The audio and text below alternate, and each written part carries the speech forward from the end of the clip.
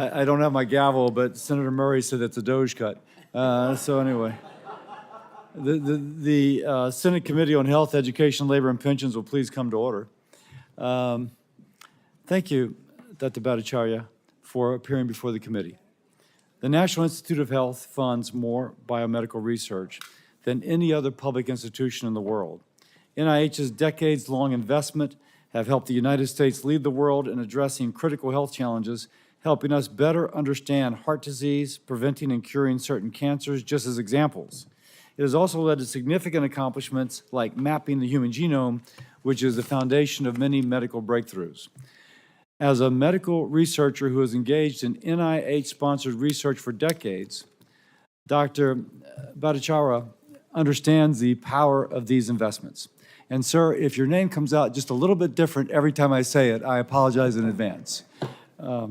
Importantly, NIH grants have increased biomedical research capacities in states that otherwise would not have had sufficient resources to invest. My state, Louisiana, has received roughly $500 million through NIH's Institutional Development Award Program, or the IDEA program, allowing institutions to bring life-saving cures and treatments to people in my state and around the world. However, NIH, at times it appears, has prioritized funding for risk-averse incremental science. There's concern the current system incentivizes established scientists who study already proven concepts rather than younger scientists who have unproven ideas with potential as major medical breakthroughs. While this practice may ensure the short-term success of federal grants, it limits groundbreaking discoveries. I've discussed this with you, sir, previously and look forward to hearing more today. NIH is facing other serious challenges. During the COVID pandemic, there was a general loss in trust in public health and scientific institutions. To restore that trust, officials need to be more transparent and provide reassurance that they are publishing health guidance that is best for Americans' health and not biased in any way. You have indicated you would like to promote a free and open debate at NIH, including among scientists who disagree, and this is encouraging. The NIH is at an inflection point. It confirmed as NIH director, you'll be tasked with leading an agency that desperately needs a reform. Last year, I released several proposals outlining ways to modernize NIH, improving operations to better serve the American taxpayer.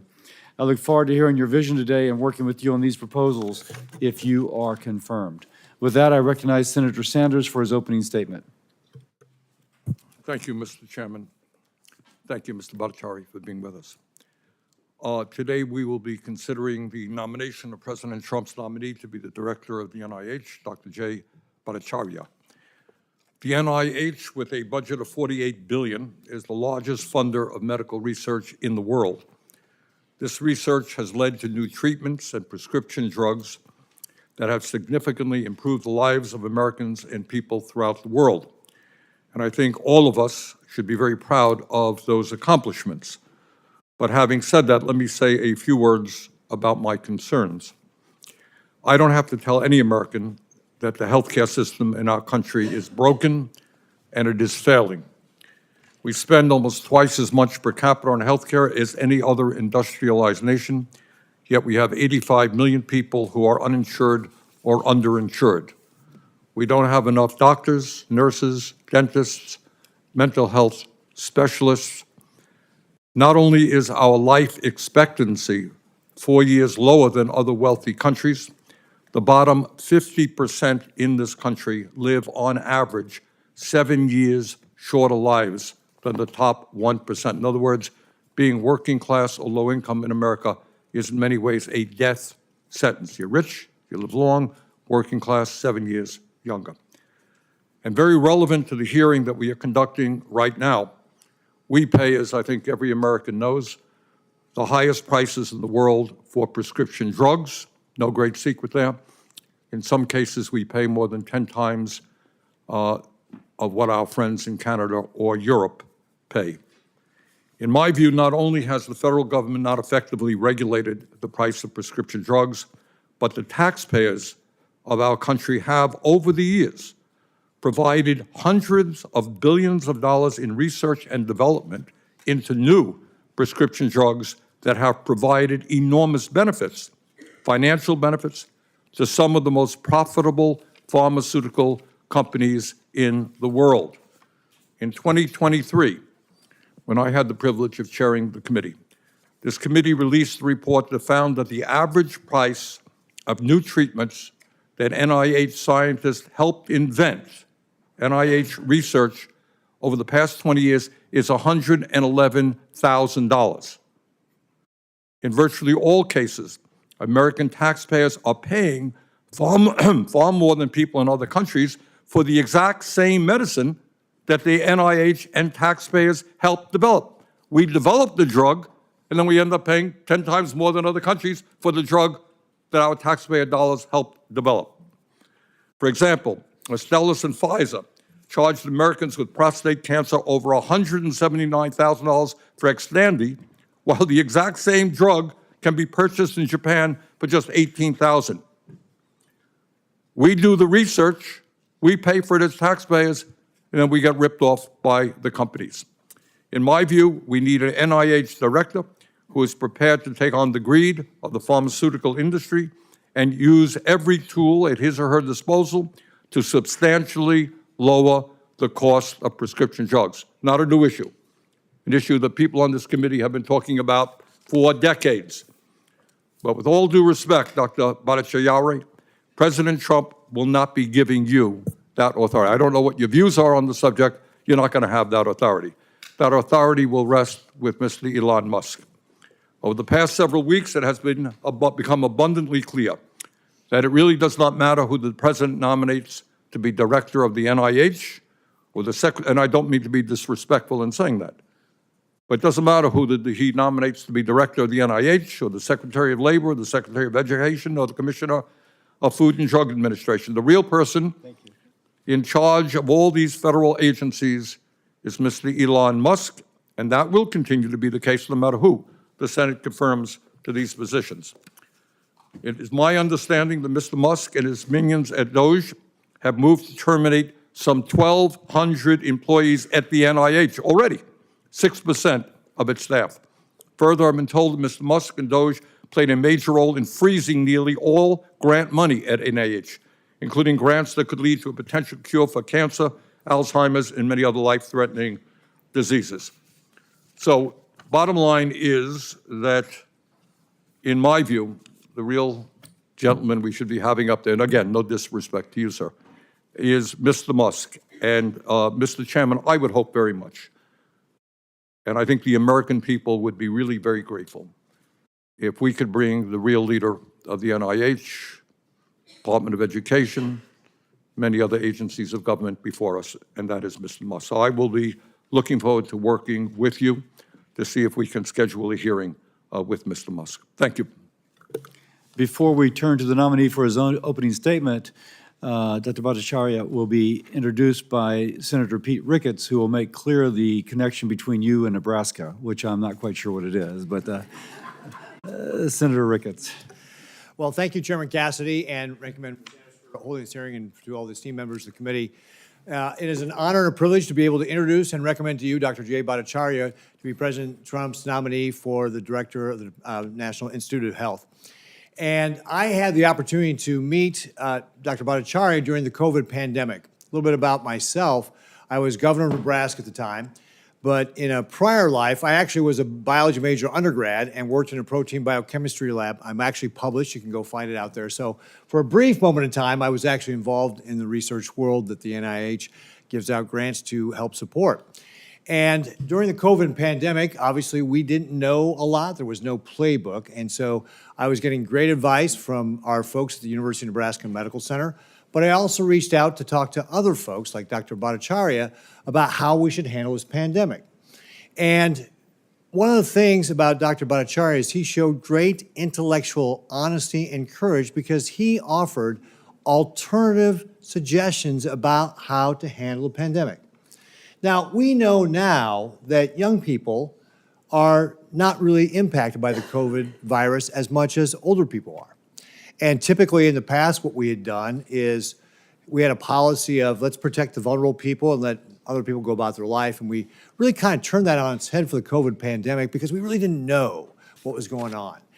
Dr. Bhattacharya helped give me a perspective, and it certainly demonstrated that he was thinking not just about how does the virus impact people, but if we do lockdowns and so forth, how will that impact people's health? And there were other impacts from doing those shutdowns. For example, we saw many school districts across the country shut down, and certainly in Nebraska as well. In March and April, we made those recommendations as well. However, in July, I stood with my director of education and said we expect kids to be in classrooms in August. And that was important because kids need to be in classrooms. We found out during the pandemic, one of the downsides of the pandemic is that kids learn better in the classrooms, generally with their kids. And so one of the results of that, according to the 2022 Nation's Report Card, Nebraska scored highest in 4th grade math, and test scores in 8th grade math was second overall. And we did very well in reading as well because our kids were back in the classroom. And I saw states like California where they weren't in the classroom, and I just worry about the damage that did to those kids' education by not being in the classroom. Dr. Bhattacharya helped us think about broadly how are we going to look at everybody's health, not just about the virus, but mental health, education. And in fact, Politico, I know you are all familiar with Politico, they ranked all 50 states on things like health outcomes, education, economy, and social well-being. And Nebraska ranked #1 overall. Politico ranked us the #1 best pandemic response state because of our Who balance. was governor?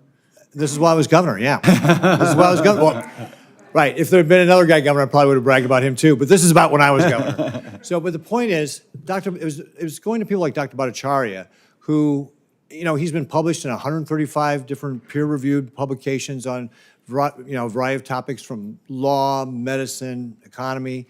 But having a broader perspective really helped us frame a pandemic response in Nebraska that helped us be very, very successful. And again, outside sources like Politico recognize that.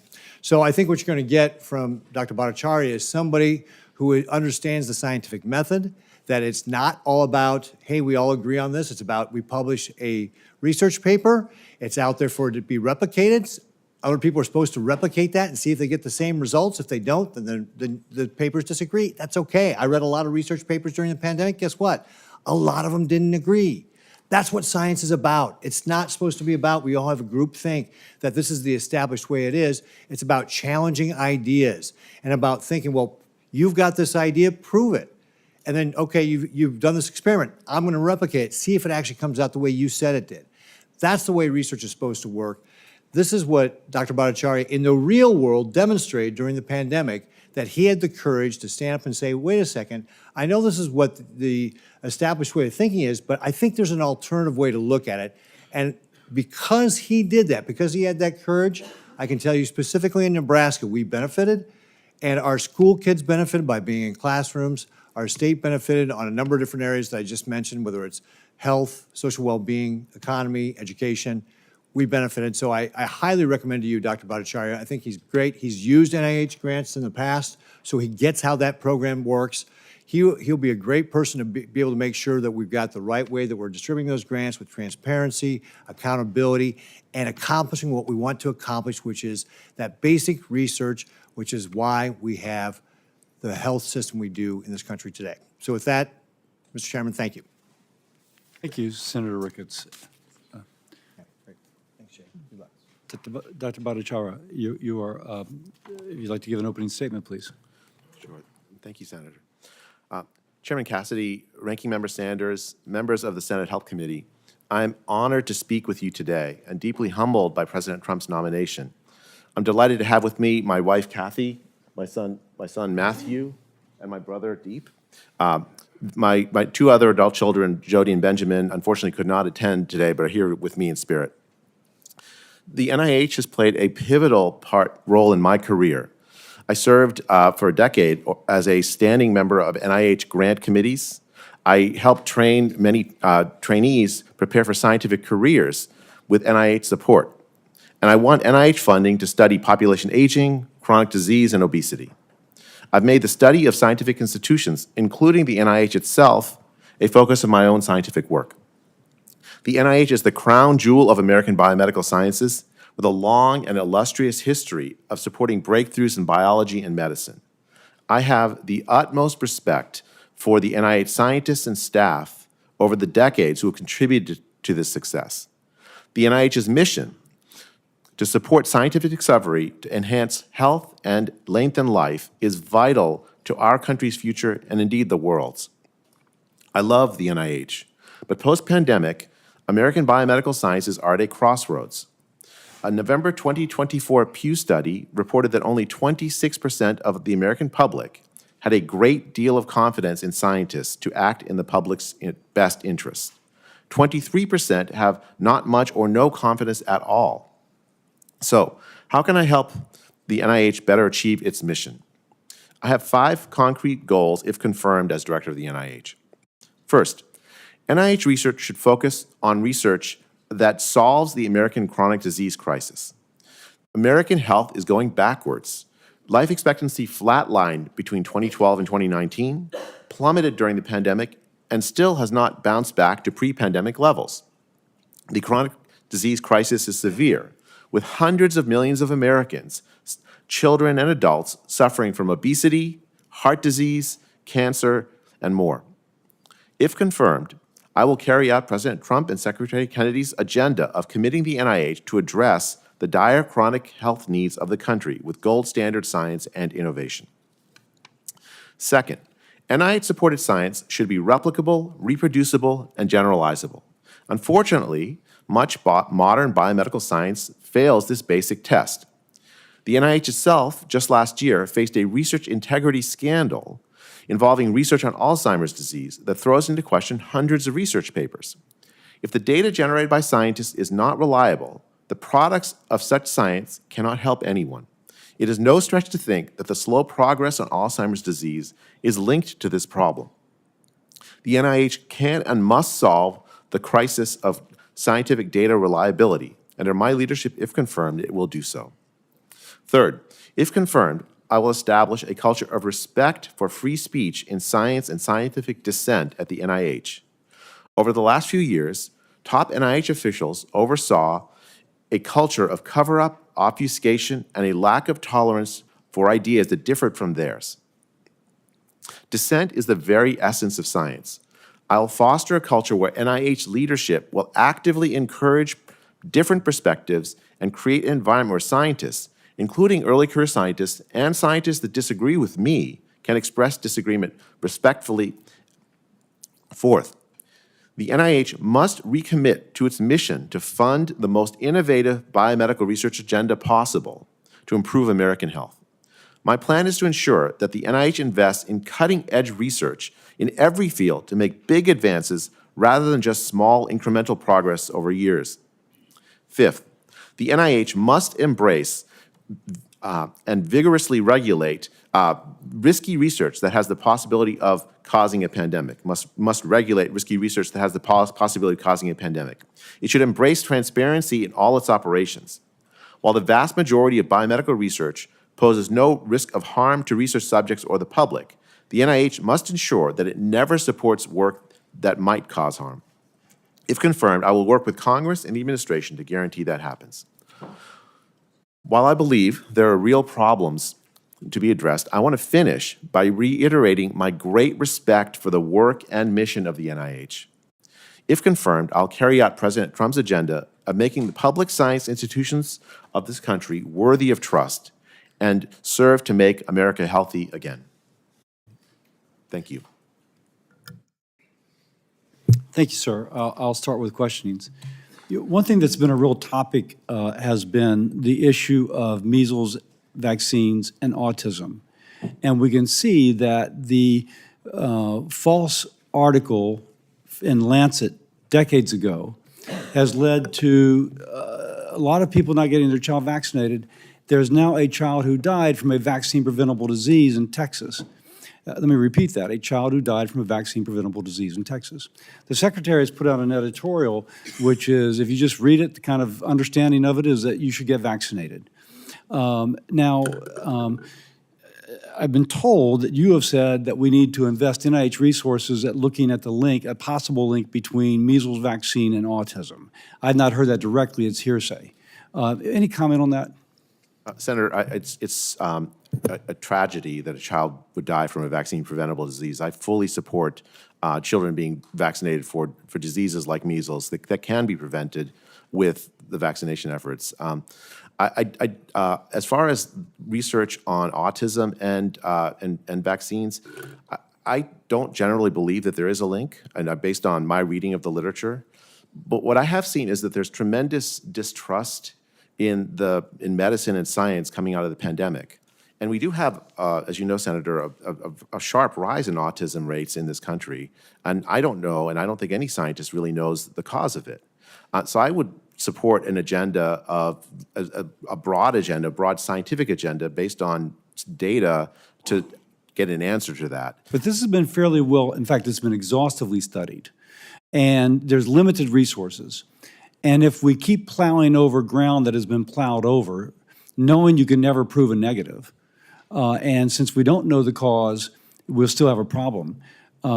We've got a responsibility with limited resources. How do we address those things that we don't know the cause for, or that can ameliorate those things that are related to this crisis of chronic disease? My state, by the way, is terribly affected by chronic disease, so I'm totally with you on that. But what I want to make sure is there's an appropriate use. So again, just going back to, do you have an idea, an agenda that would once more, by golly, once more, prove that measles vaccine is not associated with autism, neither the schedule, the vaccine, or anything else associated with it? Because my concern is the more we pretend like this is an issue, the more we will have children dying from vaccine-preventable diseases. Senator, I guess I've turned it around and say don't want to disprove a negative. That's impossible, really. But I want to address the rise in autism that we have seen. I accept that. as I a- think as that's a positive, laudable. yeah. We need to do that. Yeah, that's a positive. But I'm asking the specific question, will we once more have to go back over this particular issue? Because that has been exhaustively studied. Yeah, I mean, I think, as I said, Senator, I don't think that there's a link between the MMR vaccine and autism. I'm convinced based on that literature. The only reason I'm not wholeheartedly saying yes to your question, which every instinct of mine is to do that, is that there are people who might disagree with me. I want to make sure. But that's life. Yeah. I mean, there's people who disagree that the world is round. That's true. And I say that not to minimize these concerns, but people still think Elvis is alive. And so if you just say someone disagrees with me, so therefore I'm going to put precious limited taxpayer dollars to this and not to addressing issues of obesity, heart disease, cancer. We've lost, there's an opportunity cost there. You're the economist. What am I doing talking about opportunity cost? So I'm pressing you on this because I think that kind of is a framework. If just because somebody is upset about something, do we have the opportunity cost of devoting resources at something which has already been pretty well examined? I mean, I guess, yes, you're absolutely right, Senator. We don't need to address every idea that or concern. But if those concerns result in parents not wanting to vaccinate their children for a vaccine that is well-tested, my sense is that my inclination is to give people good data. That's how you address those concerns. I don't know. But how else to I'm do not it. quite sure at what endpoint we say we've got good data.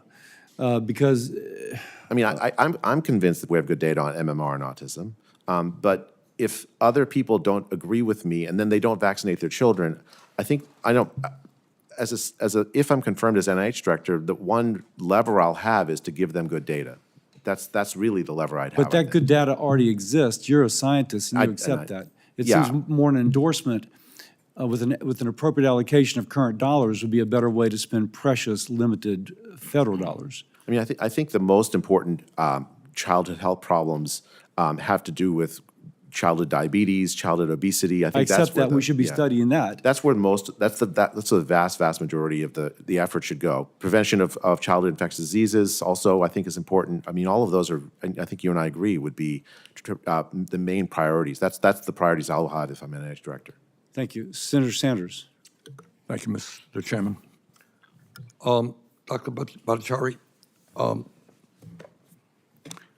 as I mentioned a moment ago, in some cases we pay 10 times more for prescription drugs, the same drug that people in other countries pay. Something like 1 out of 4 Americans can't afford the prescriptions that their doctors write when they get sick. Why do we pay the highest prices in the world by far for prescription drugs, and what will you do if you are confirmed as NIH director?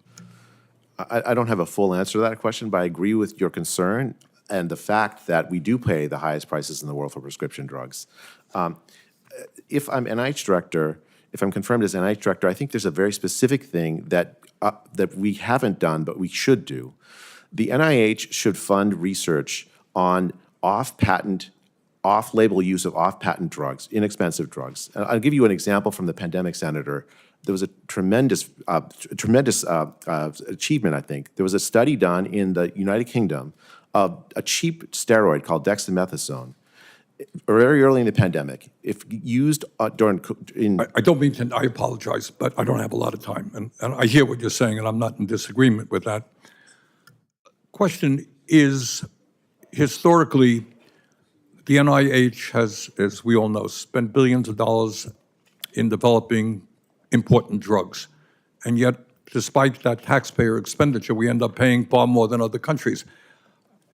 Should a company that benefits from the taxpayer dollar research, basic research at the NIH, be able to charge any price that they want?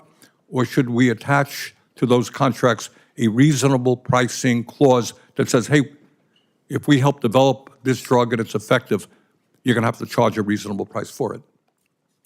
Senator, that's an issue where I think previous NIH directors have said it's very difficult for an NIH director alone to take action. I think that's something that Congress and the administration would have to work together. Not quite true. I think what we're learning from the president is a lot can be done through executive orders. And I would disagree with you. I think that's something that the NIH can do. Would you be open to that idea?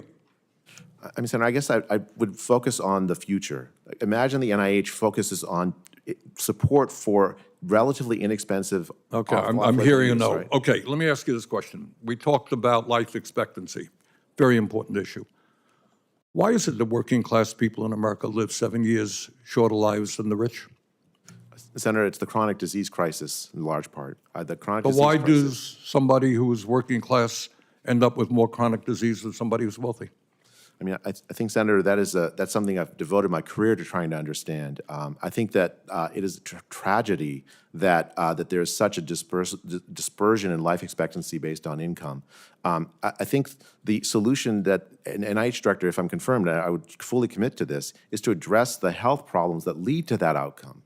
The rise in obesity, the rise in diabetes, Again, I apologize for interrupting, but what role does the food industry out there sells a lot of crap to our children, right? And they spend zillions of dollars on advertising products that are really not healthy. What will you do about that? Senator, I think excellent research to try to find alternatives to make clear the link between the junk food that kids eat and subsequent health outcomes can convince parents, I hope, to make better choices for their kids, to help them make better choices for their kids. I think the role of research is to elucidate those connections and give people tools. But you're going to have, if you're confirmed, a bully pulpit, so to speak. Would you support what a number of countries around the world are doing in saying to the food industry they cannot do TV advertising for unhealthy foods? I mean, if I'm confirmed, I would absolutely advocate for to give parents the tools they need so that their kids will eat healthy. I'm answering the question. Sounds like a good politician here. There are TV ads, as we speak right now, telling kids to tell their mothers that they desperately need some food which is really unhealthy. There are countries who say that those ads should not be allowed on television targeted to kids. Would you support those of us who agree with that? I mean, if there's a movement to encourage advertisers to not push unhealthy foods, I certainly would be willing as director to say that. You could lead that movement, not be. Will you help lead that movement? I mean, absolutely. We want to make America healthy again. I don't know specifically how one would lead such a movement, but I'd be willing to work with you, Senator, to do that. Thank you very much. Senator Paul. Senator Sanders, I'm glad to see that you're interested in junk food. In fact, I have a great offer for you. Probably you could transform health more in our country by one policy change, and that would be removing junk food, sugar drinks, chips, Twinkies, ding dongs from food stamps. We have an epidemic of obesity, particularly among our poor, particularly among those on food stamps. Why not just take the food formulary and make it healthy food? We do this for WIC. We decided for pregnant women that we do. But I've had a bill out there for quite some time. I have no one from the other side of the aisle, so I'm glad to hear of your concern for junk food and hope I can get you to consider that. We talked about precious resources, and we say, well, gosh, we can't study autism or any, we're done with vaccines. The problem with that is there is a great deal of vaccine hesitancy, and there does need to be convincing. It doesn't mean we need 99% of the NIH budget on autism and vaccines, but certainly I think we have room to have another study to try to convince those who are hesitant. We ought to look at populations of people who take no vaccines, the Amish and others, and try to compare them in a scientific way to those who do and see if we can learn something from that. But one way to have more precious resources directed towards good science is to get rid of the frivolous studies. William Proxmire started talking about this in the 70s. I've been talking about this for a dozen years. This is from the NIH, 2.1 million studying whether or not when you're at the Luby's cafeteria and somebody in front of you sneezes on the food, are you more or less likely to take the food? I mean, that kind of stuff's ridiculous. You could have real science if you weren't doing that. But that's been going on for decades. One of the first things that Proxmire mentioned was a study on what makes people happy. That would be great for Cosmopolitan magazine. I really highly suggest it, but it's a stupid idea for taxpayer money for a study. But that was 30 years ago. One of the ones he hated the worst was what makes people more aggressive, gin or tequila? So they fed half the codfish gin and the other half the codfish tequila, and we all know it's got to be tequila, right? I mean, geez, come on, we don't need to study that. But the thing is, there's lots of frivolous stuff out there, and it gives good science a bad name. I vote for almost no spending up here because it's almost all inflated, but I have voted for money for the NIH. But they've got to do a better job, and one of the things I hope is that you will direct it towards diabetes, heart disease, cancer, Alzheimer's, these big diseases. But I don't think it's just good people. We got to change the way the grants are such that somebody on the grant committee maybe should be from the major 5 diseases, should be on every behavioral study to make sure we're not wasting it on, whether lonely rats use more cocaine than, well-liked rats use. I mean, that was from last year. So what do you think about trying to look at the way we do grants to try to, populate the people on the grants? You said you were on a grant committee to try to populate the grant committees where there's attention being paid maybe to the big 5 diseases, and we don't get lost down a rat hole, so to speak. Do you have any thoughts on that? Senator, I think that the resources the NIH, the taxpayers give to the NIH are precious. And if confirmed, I absolutely commit to changing the grant committee makeup so that they focus on the most important questions that impact American health. I mean, there needs to be a mix of basic science work, and I'm not a basic scientist myself, but I can understand how some somewhat abstract basic science work can have fun advances. But at the same time, the research should really be focused on making America healthy. That's the mission of the NIH. You mentioned, and you got cut off a little bit on steroids, but this was a pretty amazing thing during COVID. So steroids are virtually pennies. They've been around forever. They found a 36% reduction in COVID deaths from people entering the ICU. They're either going on the ventilator or almost on the ventilator. There was like a huge death rate among these people. And they found something for pennies that was a cure. And yet, when Dr. Fauci came to this committee in March of 2020, I asked him about using high-dose steroids the way they do for necrotizing fasciitis and other infections, and he said, oh, they don't work, we've tried it. And he was adamant that the steroids didn't work, and it turned out to be the best cure and the cheapest, and yet the knowledge didn't get out there because there was a bias. Do you think that we can change that kind of bias and hear open debate, and that it'll make a difference with disease? Absolutely, Senator Paul. That was such a signal success of the pandemic, the study. But the shame is that it was a group in the UK that ran that study, not a group in the NIH. That's something the NIH ought to have run with billions of dollars for infectious disease. It's something that is changeable just with prioritization alone. I think we can align the incentives of the NIH so that it looks for those kinds of opportunities, because there's many of them out there. Senator Murray. Thank you. Thank you, Dr. Bhattacharya, for being here. Really appreciate it. I don't think it's an exaggeration to say that right now, President Trump and Elon Musk are really putting a lot of life-saving research at risk. We've had grant freezes, pauses on advisory meetings, pauses on clinical trials, mass firings being carried out by the so-called DOJ. And it is really threatening our ability to treat childhood cancer, to mitigate the effects of Alzheimer's disease and other forms of dementia, and to better understand and treat women's health issues. Do you support the recent researcher firings and grant freezes that have been implemented by Trump and DOJ? Senator, I was not involved in those decisions. If I'm confirmed as NIH director, I fully commit to making sure that all the scientists at the NIH and the scientists that the NIH supports have the resources they need to meet the mission of the NIH, which is to do research to make America healthy. So do you support further cuts at NIH funding or staff? Senator, I don't support. I don't have any intention to cut anyone at the NIH. If I'm confirmed as director, Know about all the grant freezes and the pauses on all the advisory committee meetings, all the pauses that are now in effect on clinical trials that are happening there right now?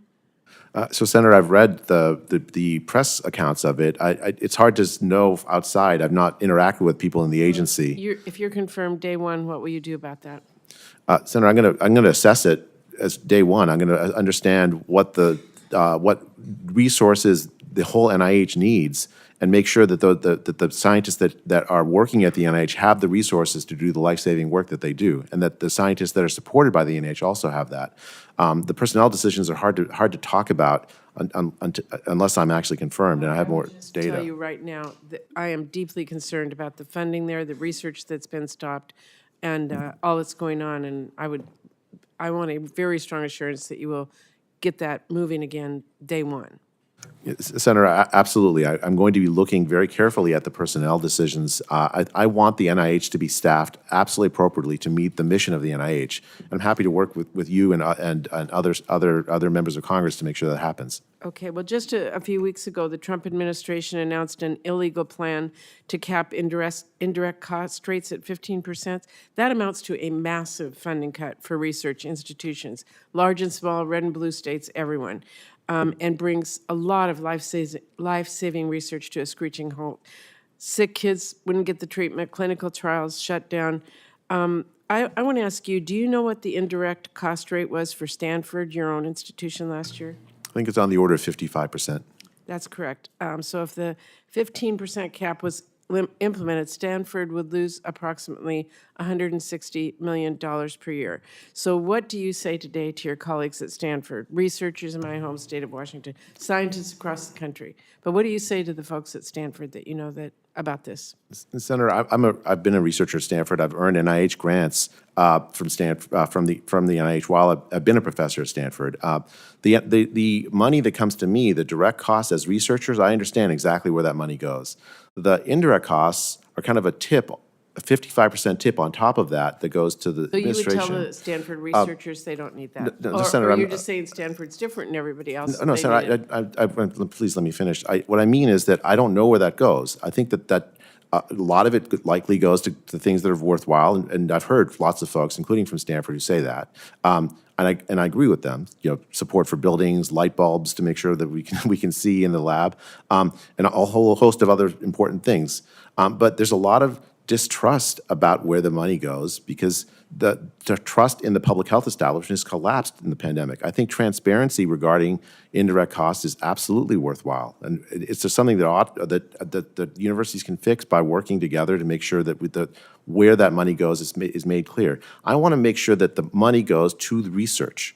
I want the money to specifically, if it goes to things that are not research and are labeled indirect costs, it's better to have that. I just have a few minutes left, and I wanted to ask you if you would get the research committees going again, the advisory councils immediately upon day one.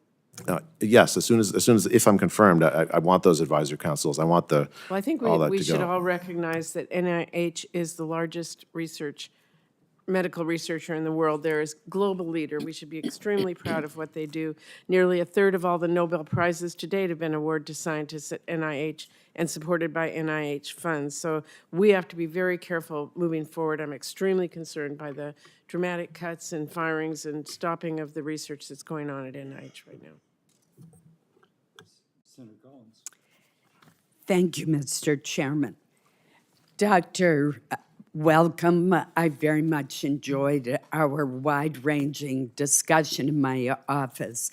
I'm going to follow up on Senator Murray's question about indirect costs. As I indicated to you, I am strongly opposed to the administration's ill-conceived and completely arbitrary proposal to impose a 15% cap on indirect costs for NIH grants.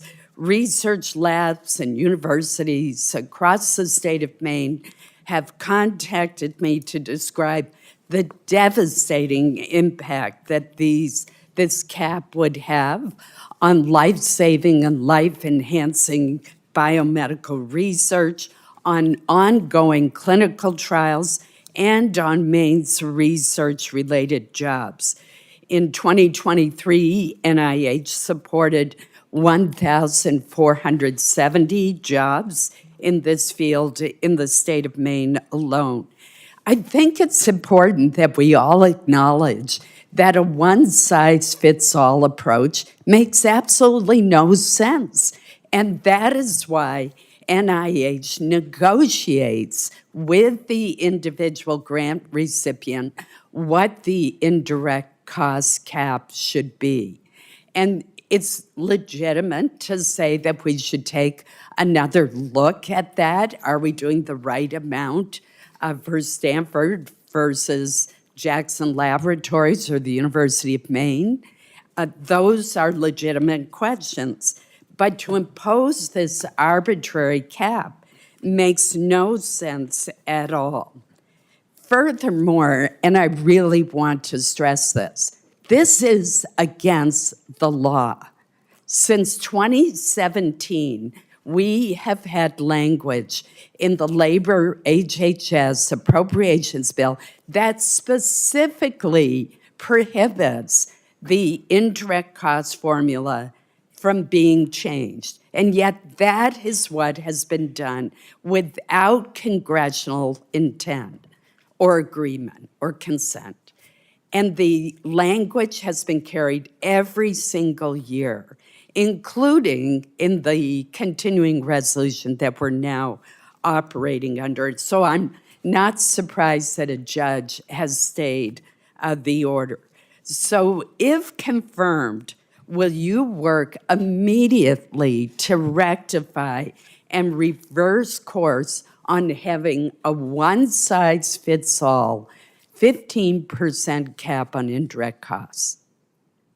Senator, if confirmed, I absolutely commit to following the law, to addressing this issue very directly. I think that this is one of these issues, to me, it's an indicator of distrust that some have of universities and of the scientific process. And so I want to make sure that we address those concerns as well. But I absolutely commit to following the law, and I'll consult with agency counsel immediately and work with you, Senator, as we spoke of in our meeting, to make sure that your concerns are addressed as well. Thank you. You testified that NIH should focus on research involving chronic diseases, and I agree that we should do a lot more in this area. Half of all American families report having Alzheimer's disease in their family, and their suffering from this progressive and ultimately fatal disease is tragic. But the impact is not just humanitarian, it also has a huge financial impact on our nation. And that cost burden is expected to reach $1 trillion by 2050. For more than 12 years, Congress has supported a national strategic plan to look at ways for research to come up with the means of prevention, effective treatments, and ultimately a cure. I co-authored the original NAPA Act, as we call it, in 2011, and last year, with my colleague Senator Warner, led the reauthorization of the national plan through 2035. If you're confirmed, will you continue to support the national strategic plan targeting Alzheimer's? Absolutely, Senator. For me, it's not just a theoretical issue, although I have studied it in my research work. I believe very fundamentally that there are very promising potential ways to prevent Alzheimer's that have not received support, including from some colleagues of mine at Stanford University, because they haven't aligned with a single dominant narrative about what causes Alzheimer's. I want to expand the set of things that we look at as a possible cause for Alzheimer's so that we can make advances. We should have had, I think, much more advances for the investments we've made to date. And I want to make sure that all the hypotheses that are out there get addressed, because it's a vitally important problem, as you say, not just humanitarian, not just for health, but also for the fiscal health of our country. Thank you. I'll submit the rest of my questions for the record. Senator Baldwin. Thank you. So I want to begin by discussing the Trump administration's actions to halt thousands of NIH grants and billions of dollars in NIH research funding. So canceled study sections and, importantly, advisory council meetings mean that NIH cannot award grants to fund critical medical research. Additionally, the administration attempted to illegally cap indirect costs. You've already gotten several questions about that. The indirect cost rates, and this is in blatant defiance of appropriations law, which prohibits NIH from capping these costs. I'm the ranking member of the Labor HHS Appropriations Subcommittee, and I've been raising the alarm about this for weeks now. On Monday, I revealed that the Trump administration has halted $65 million in funding for Alzheimer's disease, stopping 14 Alzheimer's disease research centers from finding ways to treat and prevent this devastating disease. If NIH does not reverse course on these really disastrous decisions, the centers will run out of funding at the end of April. So, Dr. Bhattacharya, do you agree with President Trump that NIH should stop funding for research on cancer and Alzheimer's disease? Senator, I don't believe President Trump has that as a priority. And of course, I was not. Actions are accomplishing that right now. Senator, if confirmed, I will follow the law, as I said to Senator Collins, on the indirect cost recovery. And my commitment is to make sure that every single researcher at the NIH, every single researcher supported by NIH money has the resources they need to do their life-saving research. We're going to talk more about those researchers who've been fired, but right now, this administration has halted funding for 14 Alzheimer's disease research centers. Do you agree with that decision? Senator, I don't have access to that information from outside. If confirmed, I absolutely will look into it to make sure that I know that you're not consulting with people at NIH pending your confirmation proceedings here, but you're not unaware that this is happening, and you should have a position on this. I mean, you've accepted President Trump's nomination, and you're watching these actions taking place in an organization that you may someday lead. Do you agree with the stripping away of funding this for cancer and Alzheimer's disease? Senator, if I'm confirmed, I will make sure that the NIH researchers and the NIH researchers that's funded by the NIH, outside the NIH, have the resources they need to make sure that they do their research. That's the mission of the NIH. If I'm confirmed, that my job will be to make sure that mission is met.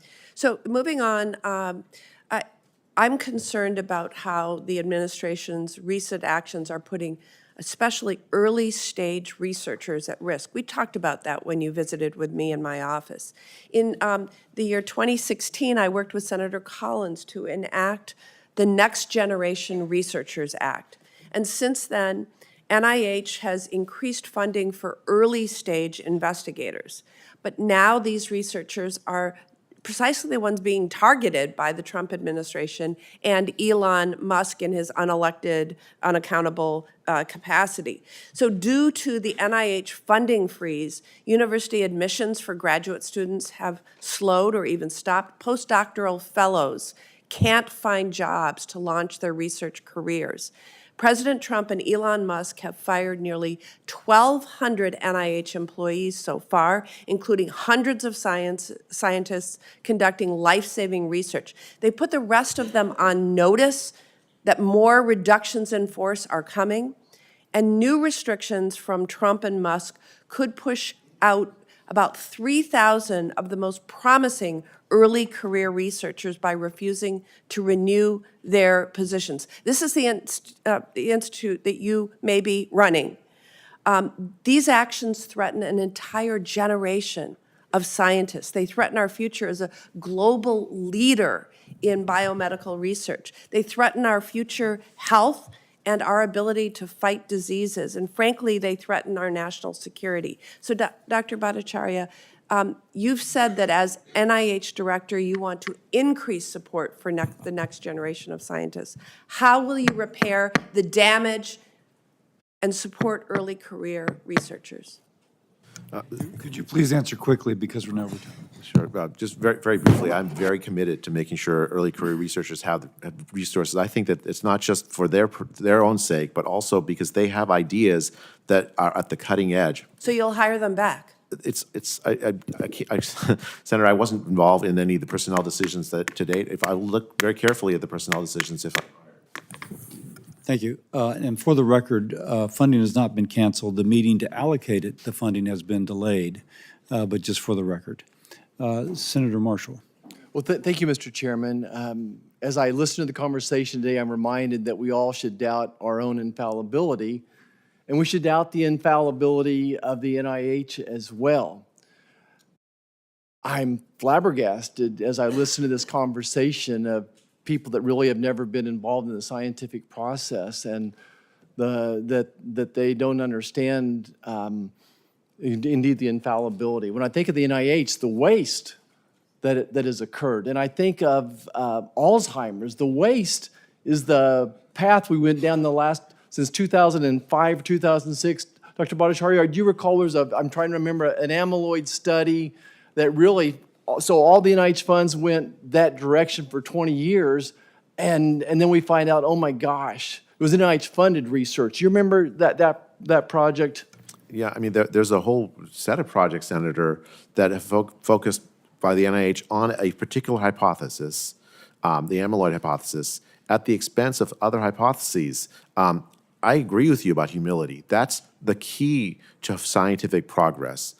We have to, as scientists, say we might be wrong, because when we meet data that disagrees with us, where we have ideas that we disagree with, maybe that other idea is right and we're the one that's wrong.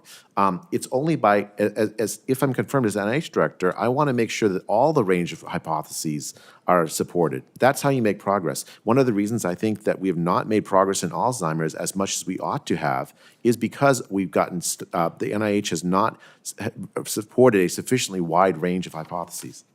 And we also have, 8 different supporting institutes studying it. They don't communicate with each other as well. I mean, my guess is when you make a 5-year grant, 20% of those should be stopped after a year because they went down a road, it's a dead end.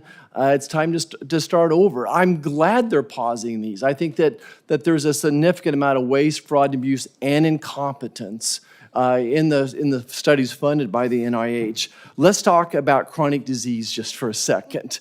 The NIH has spent a disproportionate amount of money on research on diseases that impact a very small, minuscule amount of Americans. Meanwhile, 60% of Americans have a chronic disease. Speak a little bit about your vision of researching for figuring out the causes and treatments of chronic disease, specifically how food as medicine might be intertwined in your vision. Senator, I think the chronic disease problem is something that the NIH ought to have done a better job at the last several decades. The mission of the NIH is to address the health needs the American people have and to expand life expectancy of the American people. And we have not achieved that. It's flatlined. And you say food as medicine, that's the kind of research idea that would be very difficult, I think, to get research support from the NIH because it's not within the scope of the people who decide what NIH ought to support. I think we should expand the set of ideas to address a problem that we don't know how to address. The chronic disease problems of the United States are so broad that we need to have a lot more tolerance that the top scientists who controlled the ideas in their fields may be wrong. We need to allow other scientists who have other ideas, and food as medicine might be one of them, to have support. I don't know what's going to be the answer, but I do know that if we don't... Are you committed to helping us figure out the causes of these chronic diseases? I absolutely am, Senator. I mean, I think that is the heart and soul of the Make America Healthy Again movement, and millions of Americans have been looking to us to do that. If I'm confirmed, I absolutely commit to doing that. Yeah, and a big part of that is the trust. That thanks to Dr. Fauci, no one trusts the NIH, the CDC anymore. And we need a referee to come in and try to say, well, what is the latest science? Science is never settled. It's always changing. But what is it in ultra-processed food that's causing this uptick in chronic diseases? Speak a little bit about the indirect costs of these situations. Look, I think most of us understand that that's just another grift for universities, and we're paying their unfair share of overhead going forward. But what I'm concerned about is 2/3 of research dollars are funneled to 4 or 5 states, it looks like to me. Just would like your commitment for us flyover states to spread the love a little bit. It'll prevent inbreeding, and hope that you do realize that not every good scientific idea comes from the coast. Senator, I have scientist colleagues from across the country, and I hear your concern that the NIH ought to be more committed than it has been to making sure that every scientist, no matter where they are, they don't have to be in California or the Northeast Corridor to get support. I absolutely commit to supporting the IDEAS program that the NIH uses to identify scientists. And just to make an explanation point, the indirect cost in Kansas University or Kansas State are going to be less than the coast. I don't know why. It's their own problem.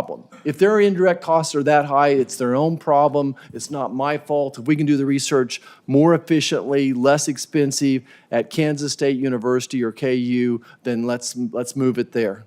Thank you, Dr. Marshall. Thank you. Senator Hassan. Thank you, Senator Cassidy, and good morning still. We're in the morning, so, and welcome. Congratulations on your nomination, Doctor. I'm going to start out with a question I start all these hearings now with, which is, if directed by the President to take action that would break the law, would you follow the law or would you follow the President's directive? Senator, I don't believe the President will ever ask me to break the law. Well, that strains credulity, given especially the last few weeks, and it's a disappointing answer.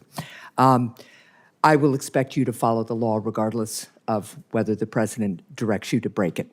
Now, let me go to the second question. President Trump has effectively frozen NIH funding for existing grants, including grants that directly treat people with rare diseases. My office has heard from Christine in Brentwood, New Hampshire, who is receiving treatment for colon cancer through an NIH-funded clinical trial, but now no longer knows the fate of her care because these freezes have delayed doctors who might be needing to hire new research assistants in the trial. This colon cancer trial may not have the research staff that they need to continue treating patients. If confirmed, will you commit to reversing the across-the-board funding freezes at NIH that have delayed life-saving clinical trials? Senator, first, I absolutely commit to following the law, just in response to the previous question. But I also say on this question now, absolutely, I think that if I'm confirmed as director, I want to make sure that every single study that is advancing the health, like our knowledge about health, including colon cancer, goes forward. Absolutely. Well, the freeze is really delaying things, and it can have an impact, as you know, on treatment, and especially treatments for something like cancer, which can be very time-sensitive. That's the harm that these illegal freezes by this administration have really put into play here. And I hope you will speak up loudly and clearly and push back at the President and Mr. Musk on these freezes. These were appropriated funds. Article 1 of the Constitution and the law says that the administration is supposed to be spending those funds in accordance with the grants and the clinical trial plans. President Trump has not only effectively frozen NIH funding for existing clinical trials, he's also stopped review of new grant applications to help develop new cures for diseases such as pediatric cancer. Your written testimony focuses heavily on questioning past NIH research, but you don't lay out a plan for supporting research by our talented scientists across the country to help treat devastating diseases. You've talked about this with some of my colleagues, but if confirmed, will you immediately restart all NIH academic review committees and get all appropriated money out the door? If confirmed, absolutely, Senator. My job would be to make sure that those fundamental scientific meetings and other activities happen. The purpose of the NIH director is to support the mission of the NIH. Okay, thank you. I'm going to forego the other questions I was going to ask and just say this. For people watching this hearing, for parents who are worried about autism in particular, let me just say a couple of things. We see more cases of autism in this country than we used to for a number of reasons, part of which is we're much better at diagnosing it earlier and understanding what the spectrum of it is. We have ongoing science that is beginning to point at the NIH, among other places, to genetic issues that may play a part in the development of autism and environmental issues. The now retracted study that suggested wrongly and fraudulently that autism might have a relationship to the MMR vaccine has been refuted by 7 studies, every continent, that involved hundreds of thousands of children. So for parents out there who may think that vaccines have something to do with autism, there is no scientific evidence that it does. And it disappoints me greatly that neither you nor the Secretary now of Health and Human Services are willing to say that declaratively and strongly, because what you do when you hesitate, what the Secretary does quite cynically in my view, when he hesitates about this, is you churn and sow doubt and worry at a time when we should be focused on actually finding the cure, the cause and the cure of autism. And similarly, when we talk about the causes of chronic disease in our kids, there is plenty of evidence, you've talked about it, working class folks in America have worse health than richer people. And yet you are about to join an administration that is dedicated to giving more tax cuts to billionaires and taking away things from families, money and services from families that could help them live healthier, better lives and have children less subjected to things like hunger and housing insecurity, which contribute to chronic illness. So I hope you will think about that. I am over my time, and I think Senator Tuberville is next. Thank you. Thank you, Doctor, for being here. It's always good to run into somebody that's name's harder to say than mine and mispronounced more. You got a hard job in front of you, but I share the ideas and desire that the President has to root out waste and the fraud that we have in this country. Because if we don't, we're not going to have a country left. It's going to be gone. And he's doing the right thing. You're going to have a tough job. You're going to have to put your team together and do the same thing. We have got to make sure we use American taxpayers' money the right way. So kind of give me your plan of how you're going to do this to when you come into office and are confirmed, how are you going to put your team together? Senator, first, I should say I have a background as an economist, initially being a doctor. Senator, I should say I have a background as an economist as well as being a doctor. And to me, that background, what it leads me to do is understand that every dollar wasted on a frivolous study is a dollar not spent of every dollar wasted on administrative costs that are not needed is a dollar not spent on research. The team I'm going to put together is going to be hyper-focused to make sure that the portfolio of grants that the NIH funds is devoted to the chronic disease problems of this country. It's going to be devoted to making sure we have not just incremental progress, but research projects that have the capacity to make huge advances in treatment for cancer, for diabetes, for obesity. That's how I'm going to decide what the team is. And the NIH is actually, I'm blessed in some ways because it already has so many excellent scientists there to advise me on the areas I don't know about. And I want to tap that resource. I want to make sure I talk to every single person who's already a leader at the NIH to understand where those opportunities are. Yeah, well, thank you. You know, for the past 4 years, I've been on this committee, and we've obviously gone through COVID, devastating to not just our country, but the world. Transparency and trust is going to have to be earned again from a lot of people. Most people across this country don't know what the hell NIH stands for, okay? But now they do because of COVID. You said that science has to be reliable. Exactly. But people also have to trust. You know, we're finding out now we have biolabs in Ukraine where a war's going on, and we're funding them. I mean, and so you've got to be on top of that, and you've got to, the American people have to trust you that you will say, listen, we're going to keep an eye on, you know, the biolabs in North Carolina or wherever we have them, because it scares me to death of what's going on. What's your plan there of getting trust back in this country?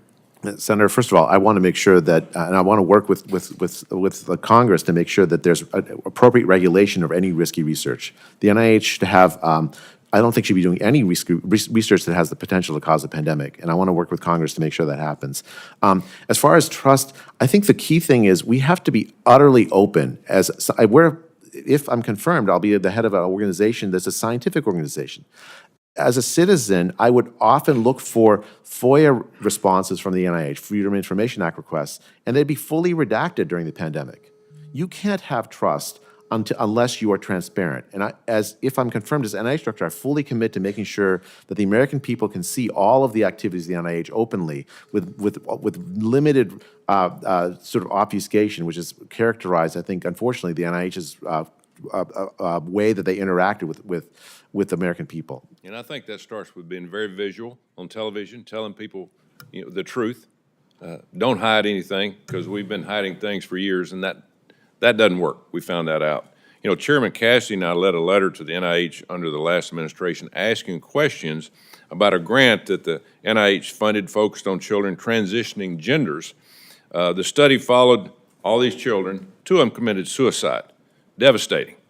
So how can we ensure the NIH doesn't grant funds to things like this? Well, first of all, I think it's if you have a negative result and it's politically inconvenient to you, you have an obligation as a scientist to report it, right? So the NIH funds a study that shows that the gender transition doesn't reduce suicide rate among adolescents. That researcher has an obligation to report it, even though she or may think it's politically inconvenient. So I want to make sure that NIH researchers are required to report even negative results. There's ways to do that we can talk about. But I think as far as like the prioritization of studies, as I was telling Senator Paul, I think we want to make sure that the studies are focused on the diseases that really are hurting Americans. Obesity, a lot of the research that it's so easy to come up with examples of. There was one of a shrimp on a treadmill, for instance, that was once funded. I don't. It's not that I'm necessarily against research like that, but the American taxpayer should be focused on the needs of American taxpayers, and the research should be focused on those needs, the health needs of Americans. And I want to make sure that the NIH, if confirmed, focuses on exactly that. Thank you. Good luck. Thank you so much. Senator Hickenlooper.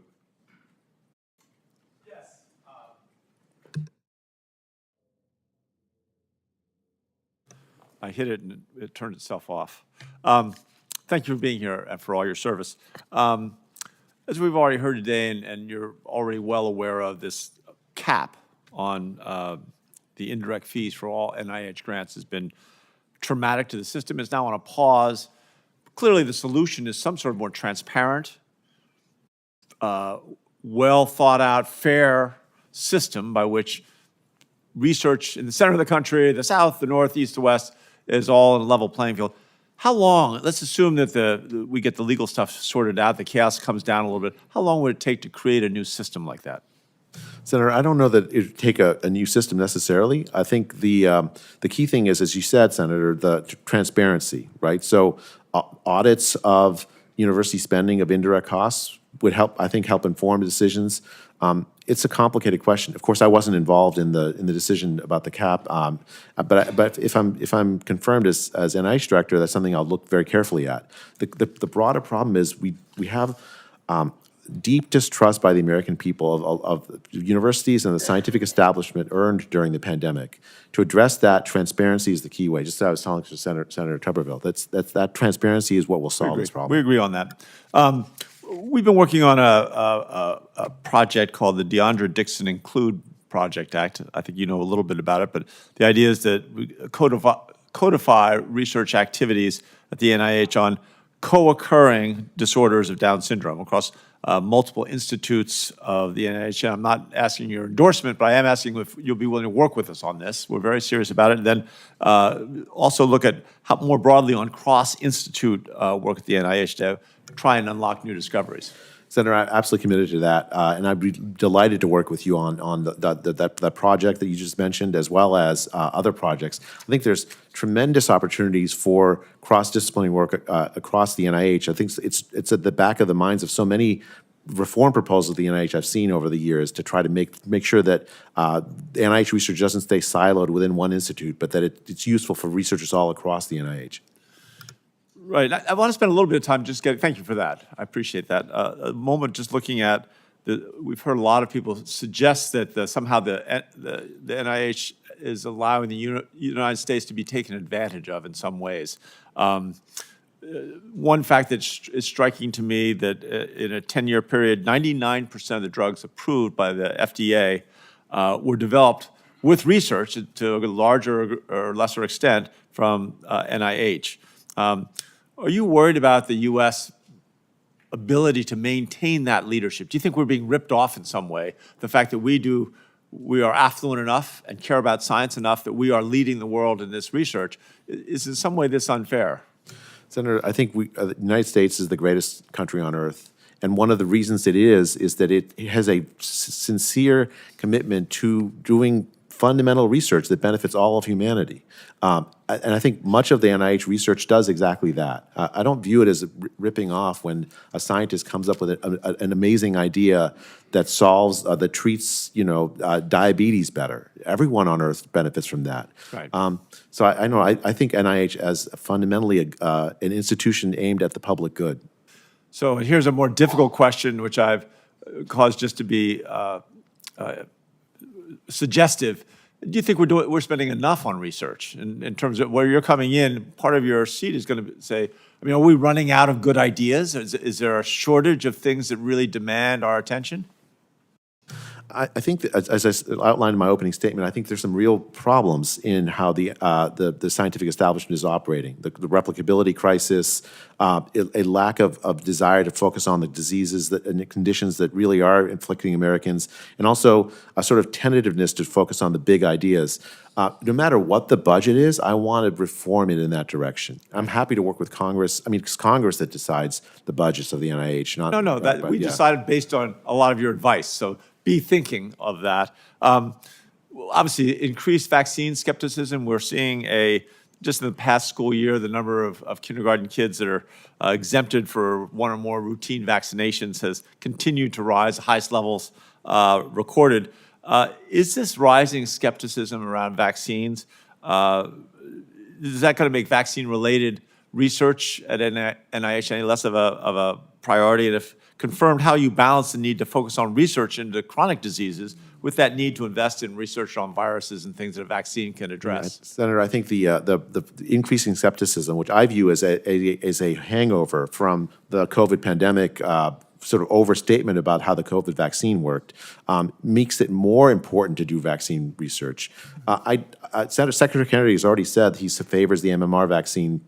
I agree with that. I think that research, I mean, maybe I'm naive, Senator, but I believe very fundamentally that research, if it's done right, it's replicable, is so persuasive that it'll move people to take actions. And that's the philosophy I've operated under my entire career. I intend to keep doing that if I'm confirmed. From your lips to God's ear. Thank you. Senator Moody? Mr. Chairman. Good to see you.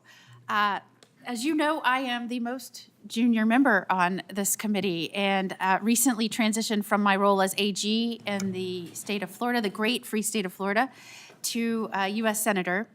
And one of the things I have enjoyed the most is these confirmation hearings, because so much of what I worked on in my prior roles, whether that was a judge or a federal prosecutor or the attorney general, have translated in my ability to be able to truly, in a meaningful way, talk to the nominees about their vision for these agencies or roles that they're taking over, and how they might bring a different perspective or leadership or ideas to bear. And I particularly enjoyed that in our discussion. I'm honored that I was the last meeting you had before your confirmation hearing today. As you know, in Florida, as we were experiencing COVID here in the United States, Florida took a very deliberate, scientific, very thorough approach to making decisions. And we tried to bring to bear many varying opinions as to not only what we were experiencing as to the virus, but what were the best ways to go about making decisions and providing leadership and protecting the health, safety, and welfare of our citizens. And to some extent, many of those decisions were challenged, or even the first of their kind in the nation, because we were truly examining all aspects of information coming in, not just what was being pushed through certain narratives. And in many respects, many ideas and thought and scientific approaches were suppressed. And I want to talk to you a little bit about that, because I know you have been such an advocate of how we led in Florida, the things we did. As you remember, when I was AG, we opened our schools right back up right away. We were sued by a teachers union. And everything from how we dealt with masks to social distancing to the vaccines, there were misrepresentations abound during this time. And so I want to talk to you about how your opinion on how Florida handled that and how you think that might translate into your new role. Do you feel like your views and scientific opinions might have been disregarded or set aside in pursuit of some government narrative that may not have been based, especially, I know even as to the 6-foot rule, for example, my office led a grand jury investigation on all kinds of misrepresentations, from the 6-foot rule to the vaccines. And I just wanted to get your thoughts on that and how that might affect your role moving forward if, in fact, you're confirmed. Senator, thank you for that question. I am tremendously proud to have been involved in advising the Florida response to the pandemic. One of the things, I was actually involved in the case that resulted in the Florida kids being able to go back to school. So even as my kids were left out of school, basically not allowed to go back into the school buildings for a year and a half, the kids of Florida were allowed, and as a result, the results are so much better. Florida has a lower all-cause excess death rate during the pandemic than California did. So I think Florida's response to the pandemic was a tremendous success. But I'm really glad you highlighted the role of censorship and restriction of scientific discussion. It was so refreshing to me to be allowed to speak my scientific views in Florida during the pandemic. I think the root problem, a pandemic is a very difficult thing. There's so many people are going to have different ideas in an environment of uncertainty. The root problem was that people who had alternative ideas were suppressed. I personally was subject to censorship by the actions of the Biden administration during the pandemic. Science, to succeed, needs free speech. It needs an environment where there's tolerance for dissent. And the reason I think why Florida did so well was that it provided an outlet for that dissent, so that the government of Florida, the state of Florida, could adopt the best ideas for its. It's not that no mistakes were ever made. You can't say that of any state in a pandemic. But in order to do well, you have to allow people to speak with each other openly, even when the ideas are controversial. And so much of what we discussed and what you want to bring to bear, I believe, is taking publications or studies and having those replicated and making replication of studies be a priority for NIH, because so often you have people publishing and there's not that. Can you elaborate? Sure, Senator. There's a crisis of replication. So many studies are not replicable. You do a study, and then someone else tries to do the study, and people won't cooperate and give the data to you. So to try to do the replicate, and then other teams try to do it, and they can't replicate it. Many studies are published, and it's not subject to replication at all. But replication is the heart and soul of what truth is in science. If I write a study and you find the same answer as me, then I'm more likely to be right. I want to make the NIH committed to that kind of notion of truth rather than authority as the way of truth I is set you determined. up to go over time. I apologize. So sorry, Sorry, Senator. Mr. Yeah. Chairman. Senator Kim. Thank you, Chairman. Doctor, thanks for coming on out. You had said before that you were in favor of decentralizing in the decision-making at NIH. I think a quote, restructure the NIH to allow there to be many more centers of power, concern about individuals or small number of individuals from dominating decision-making. Do you still stand by that? And if so, what's the importance of decentralization from your? Senator, I think I do stand by that, Senator. The key thing to me about decentralization is a diversity of ideas to address uncertainties and when we have problems that we don't have the answer to, we have to allow there to be many people with different ideas to test them. Having a diversity of ideas, we talked already with some of the other senators about making sure scientists from smaller states get access to NIH support. That's one way to do it. Having younger scientists, or early career scientists, But you're with also different saying ideas just decentralization in terms of who's making the actual decision, not where the resources are going. Is that correct? Well, I mean, if I'm confirmed as NIH director, the job will be to decide how to set processes to making those allocations. I want to make sure that those processes allow early career investigators to have support. I want to make sure that it allows scientists from non-traditional universities, not just the Stanfords and Harvards, to have support. I want to make sure that the people with different points of view about scientific hypotheses, not just not just amyloid hypothesis, but other hypotheses, have some capacity for So support. in terms of the decision-making process that we'll try to diversify that, I guess my question to you, if you're pushing for a decentralized decision-making process for the grants, does that mean that you would oppose the HHS secretary or the Trump White House from telling you to make decisions about where to spend money or funding grant decisions? Senator, I agree with the goal to make America healthy, meaning address the chronic disease crisis. That's a decision about allocation to different disease areas. The scientific ideas inside those What if disease the areas. HHS secretary said, I want you to fund this specific grant at this university? There's a process, Senator, for deciding who gets grants, the specific grants, right? There's a But scientific is that review one of the panel. processes? Is that something that you feel like is a valid way in which decisions can be made at the NIH? Senator, I don't believe that either secretary or the president would ever ask me to do that. Well, I guess They the respect it, reason yeah. why I asked this is, you talked a lot about chronic diseases. I think all of us can agree we need to make chronic diseases. My question to you is, do you think that our work on researching chronic disease needs to come at the expense of research for infectious disease? Senator, I think that the allocation of funds to the different disease areas, first, Congress has a tremendous important role in deciding that, and I'll work with Congress for sure to make that happen. But also, But you think that we could probably do both, right? Both chronic disease research and infectious disease research? Yes, Senator. Okay. Well, the reason I mentioned this, and I asked these questions about the Secretary's ability to direct NIH, is that he had a quote that has just really stuck with me to alarm me. He said, quote, "I'm going to say to NIH scientists, God bless you all. Thank you for public service. We're going to give infectious disease a break for about 8 years." Now, does that sound like a good idea? Senator, I've had many conversations with Secretary Kennedy, and he is supportive of excellent infectious disease research. The idea that You believe he no longer stands by that quote? Senator, I don't know where the provenance of that quote. Maybe it's on Twitter or something. But people say things on Twitter. But as far as But he said it at a conference. yeah, I don't know about it. But my interactions with Secretary Kennedy, he's sincerely committed to making sure that every health need of this country is met, In terms of- including infectious diseases. In terms of a few other things, are there any vaccines out there that you are concerned about in terms of safety? Well, Senator, I was concerned about the COVID vaccines for young men with causing myocarditis in 2021. And do you have a view on long COVID? Senator, I think it's a problem that affects millions of Americans that we need answers.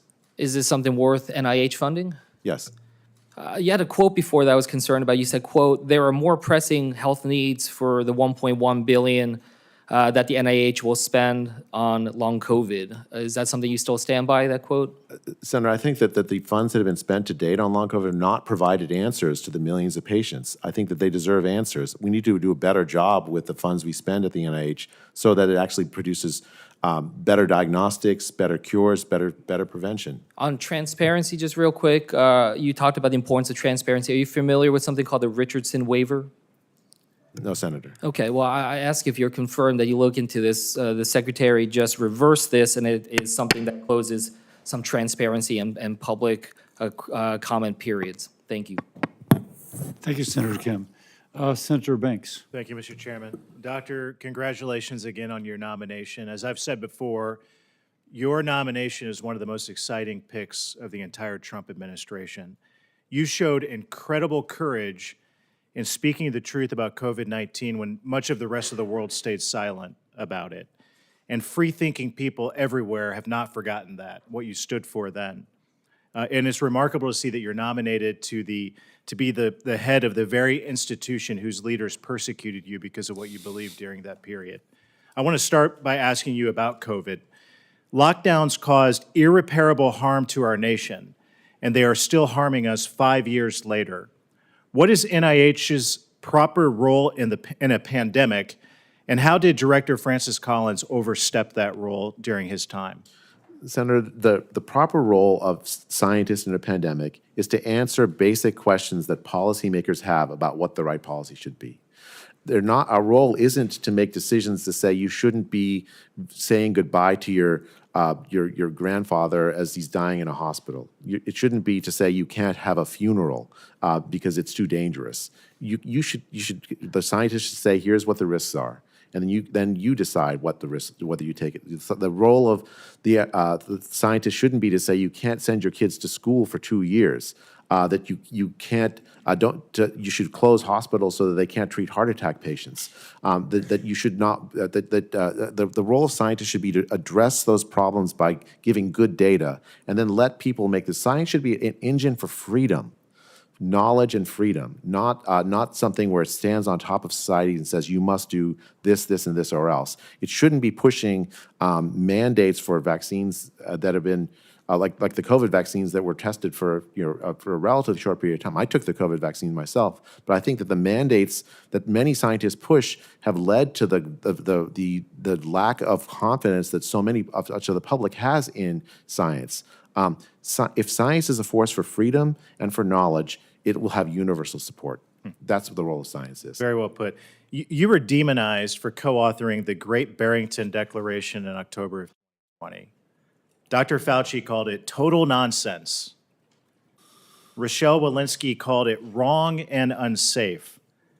Your opponents who wrote the John Snow Memorandum said it could harm 500,000 people. Reading what you wrote in the Declaration, you were undeniably right about all of it. You wrote, quote, "Current lockdown policies are producing devastating effects on short and long-term public health." Doctor, what does the public health data tell us today in the aftermath of COVID-19 in 2023 and 2024? What does that data tell us today? Well, Senator, first, millions of children were out of school for years. The rates of suicidality and depression are through the roof. Learning loss will have consequences throughout their entire life. There were people who skipped their cancer screening, who have late-stage cancer now that should have been picked up earlier. There's the trillions of dollars we spent that actually caused the inflation that we still suffer from.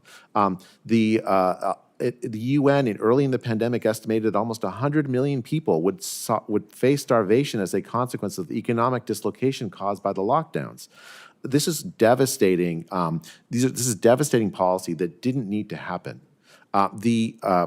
The Swedish example, for instance, where there's lower death rates, all-cause excess death rates in Sweden relative to their neighbors, including Norway, including Germany, which locked down more, is an example that we didn't need to do the lockdowns. Florida having lower all-cause excess death rates than California, again, is an example where the lockdowns did not save lives, but had tremendous consequences on the well-being of the poor, the working class, on children, and the vulnerable.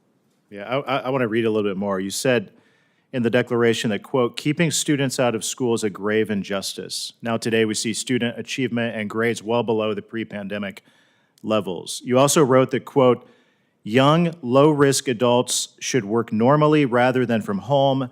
Restaurants and other businesses should be open. Arts, music, sports, and other cultural activities should resume, end quote. Now we see many communities and cities are unsafe today and have been dramatically changed because of the lockdowns during COVID. In a nutshell, Doctor, what would you have done? What would you do differently now than what these obviously ill-advised leaders at NIH and otherwise and other places do? How would you have done it differently in a nutshell? Well, I still would have opposed the lockdowns, but if I'm confirmed as an NIH director, the kind of thing I would have done is I would have allowed there to be scientific debate and discussion. There's tremendous uncertainty what to do during pandemic. Thank you. I yield back. We need debate. Thank you. Senator Blunt Rochester. I'm promoted. Thank you, Chairman Cassidy, and thank you, Dr. Bhattacharya, for meeting with me ahead of time, as well as your testimony today. I want to echo some of the concerns that my colleagues shared about the risk to the entire NIH research enterprise.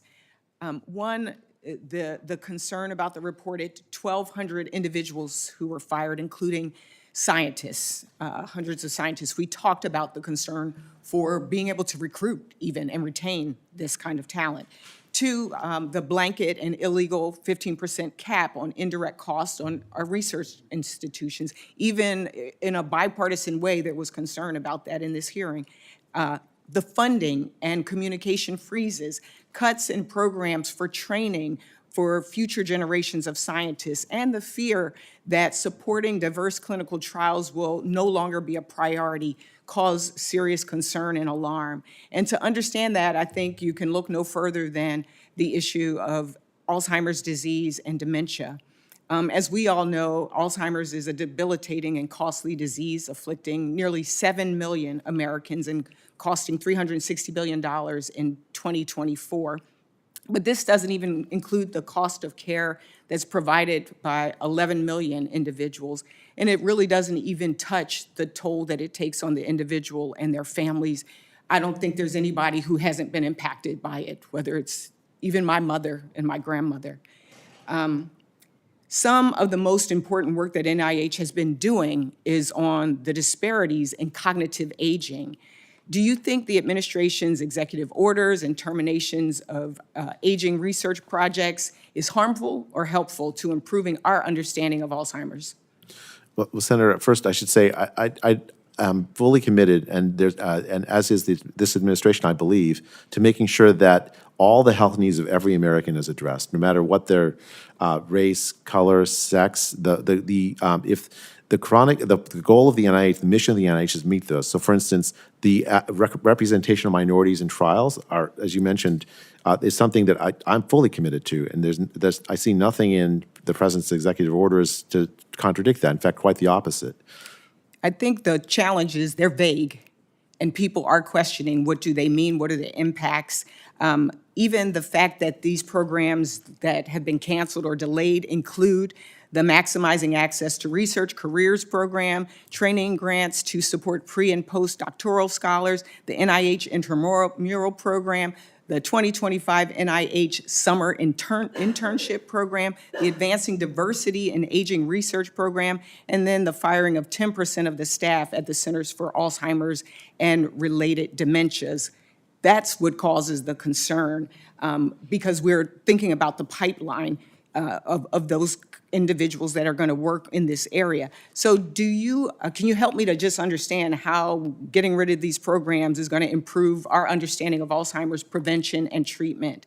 And what safeguards would you put in place to ensure that these changes don't lead to poorer health outcomes by any gender, race, disability, ethnic group, or other vulnerable communities? Well, Senator, first, as you know, I wasn't involved in any decision-making at the NIH during the, up to this point. If I'm confirmed, I will look to make sure that those programs and other programs, if they're appropriate, will continue. I want to make sure that every single scientist at the NIH that's doing this kind of life-saving work, including on Alzheimer's disease, especially maybe in Alzheimer's disease, and also scientists supported by NIH-funded research have the resources they need. I'm committed to making sure that the NIH funds are spent to address America's chronic health needs.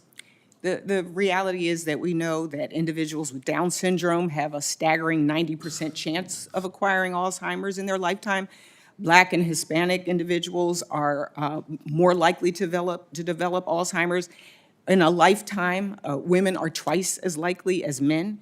And so I have some questions that I will potentially have to submit for the record, but will you commit to ensuring that researchers specifically studying health disparities and working to increase clinical trial diversity will not be targeted or penalized based on their work? Senator, I commit to making sure that researchers that are addressing the health needs of minority populations and basically every American will have the support they need. A lot of folks are using code words and selecting out, whether it's in a grant, they're doing targeting, sweeps, word searches.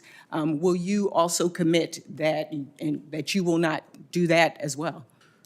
Senator, I guess I'm not sure what you mean by targeting code words, but I'll say that I believe very strong. I've committed my life to addressing the health needs of vulnerable people, including minority populations. I'm absolutely committed to that. That NIH continues to do research to address those health needs. My time is expired, Mr. Chairman. Thank you, and we want to make sure that we work with you. I would look forward to that, Senator. That these executive orders don't have the adverse impact that we are already seeing. Thank you. I yield back. Thank you, Senator Rochester. Senator Hawley. Thank you, Mr. Chairman. Dr. Bhattacharya, congratulations on your nomination. Thank you for being here. I enjoyed getting to visit with you the other day. Let me just start with the subject that you and I visited about and that I also asked your soon-to-be boss, Robert Kennedy Jr., about when he was sitting right where you are, and that's the use of abortive fetal tissue in NIH-funded research. I asked now Secretary Kennedy directly if he would reinstate President Trump's policy that prohibits abortive fetal tissue research in NIH-funded grants. He said that he would. Let me just ask you the same to make sure we're all on the same page here. Do you support that policy? Will you prohibit the use of abortive fetal tissue in NIH research, NIH-funded research? Senator, I will absolutely follow the lead of Secretary Kennedy and President Trump on this. Just very quickly, may say why it's so important that we have alternatives. Because during the pandemic, I would often be on Catholic radio, and people would ask me whether the mRNA vaccines were made or developed with fetal stem cell lines. And I had to say yes, and they had a lot of the folks who were calling in had ethical objections. In public health, we need to make sure the products of the science are ethically acceptable to everybody. And so having alternatives that are not ethically conflicted to fetal stem cell lines is not just an ethical issue, but it's a public health issue. We need to make sure that everyone is willing to take the kinds of progress that we make, and so I'm absolutely committed to that. Very good. Thank you very much. And I think it's a tremendous point that it is not only an issue of moral principle, although it is an extremely important issue of moral principle in the first instance, but it is also a public health issue. We think about millions and millions of Americans who are understandably very concerned about the components, if you will, of many of these palliatives and vaccines, and we want them to be able to access this on the same basis as others. So thank you for making that point. Let me ask you about something else that your soon-to-be boss, Secretary Kennedy, has said recently, that he has talked about his concerns that NIH is working to advance in some instances, big pharma's bottom line rather than the health needs and health interests of the American people. And he recently wrote in the Wall Street Journal that he wants to propose stopping NIH funding going from researchers who have conflicts of interest, who have a financial benefit with a big pharma company. Can you comment on that? Do you support that effort? And can you comment on the importance of making sure that what we're doing with our NIH funding is prioritizing the health of Americans, not the profit of any particular corporation? Senator, I think that transparency in conflicts of interest is fundamental to trust in science, and I absolutely committed to making sure that transparency is at the center of the work supported by the NIH. I also commit, Senator, to, and I mentioned this earlier, to supporting research on products that are already off patent, that don't necessarily have a drug company behind it, but that could have potentially enormous benefit for treating chronic diseases or preventing chronic diseases. I think the NIH ought to be doing research in support of the public good, not just parochial research in support of a few companies. Fantastic. I think that's so important to restoring the sense of credibility and trust that the American people frankly have lost in the NIH and much of our public scientific apparatus because of the financial conflicts of interest, because of the prevalence of big pharma, but also because, and you and I discussed this as well, what happened during COVID-19. And I just want to ask you about that in my remaining moments here. I had the opportunity to question the author, or one of the co-authors of the now infamous Proximal Origin paper. Dr. Robert Gary is the individual who I had the opportunity to question. He wrote that paper on March 17th, 2020. You probably remember, Doctor, this is the paper that infamously stated, and I'm going to quote it now, that the SARS-CoV-2 is not a laboratory construct or a manipulated virus. Under questioning by me, Dr. Gary admitted he actually had no knowledge of that at the time. He wrote that in March of 2020. He had no evidence to suggest that was the case. This was, in fact, a piece of purist propaganda. He has since had many of his research products withdrawn from peer-reviewed journals because he hasn't followed appropriate peer-reviewed standards. This effort, this propaganda effort, and that paper, as you remember, was used as the basis of government-directed censorship to those in the scientific community, like yourself, to millions of ordinary Americans. The net effect of this was a tremendous loss in confidence by the American people in the NIH and in our public health officials. You and I have discussed the vital importance of restoring some of that credibility. Talk to us about how you see going about doing that. Senator, that episode is a low point in the history of science. The top officials of the NIH abused their position to hide support for research that may have caused the pandemic. And I commit to making sure that all of the activities of the NIH, not just backwards, but going forward, are transparent and open to the American people and to Congress. That's vitally important for the future of the NIH and for the future of science itself. Thank you, Senator Hawley. And now, Senator Also Brooks. Thank you so much, Mr. Chair. Good morning, Dr. Bhattacharya. I know you've had great experience at NIH, and so it goes without saying that NIH is a crown jewel, not only in the state of Maryland, which happens to be my state, but it's a crown jewel for our country, where we have many, many talented scientists and researchers who are there. That brings me to a quick line of questioning I have. I want to sound the alarm that some very dangerous things are happening to scientists and researchers at NIH right now. And I want to ask you whether you believe that it is appropriate, and you mentioned a moment ago about a concept around knowledge and freedom for scientists, and whether you believe it is appropriate under any circumstance to retaliate against scientists or medical researchers based on the research they have done. Do you believe that? No, Senator, I've been subject to that myself. I know what it's like to be subject to devastating takedowns by top officials at the NIH specifically, and I will never do that. I absolutely commit to making sure that scientists are treated respectfully, especially those that disagree with me. Now, you've even said that you believe, and you've spoken out against a culture of conformity in science and have criticized institutions that you allege destroy the reputations of scientists who do not conform with their viewpoint. I believe that is what is happening right now at NIH. In fact, your soon-to-be boss, Mr. Kennedy, when I questioned him about whether or not he would supplement his judgment for that of scientists, he said he intended to replace bad scientists with good scientists. Is this your viewpoint as well? Well, Senator, I think that science is. I don't know what the nature of that conversation, but I think that the way that you decide what is good and bad science is by conversation, by data, by replication. I'm absolutely committed to making sure that those processes are in place at the NIH. Okay, and you agree that we should never retaliate or even fire a scientist because of his or her peer-reviewed work that they publish. Senator, I think retaliation and conflict that characterize the kind of discussions that we had among scientists, that comes from the top of the scientific institutions, and I commit to making sure. In fact, it's one of the 5 points I emphasized in my opening statement, that we have allow a culture of dissent and respectful conversation about scientific matters rooted in data at the NIH. Okay, I just want to ask you about one other area of concern.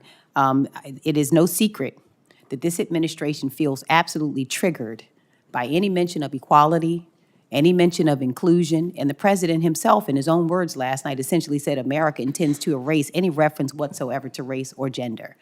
Having said that, I'd like to refer to a study that you co-authored called Persistent Racial Disparities in Survival Following Heart Transplantation, and to ask you whether or not, because I understand there are some watch lists that have been created, whether you believe that on the basis of this study, should that work be placed on a DEI watch list because it references racial disparities?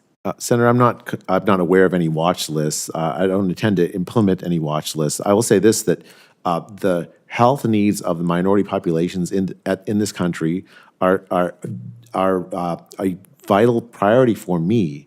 In fact, the health needs of every single American are a vital priority for me. I want to make sure that the research that the NIH does addresses those health needs. And I don't see anything in the President's orders that contradict that. In fact, quite the contrary. What I've heard from the Secretary and from the President is let's make America healthy, meaning all Americans.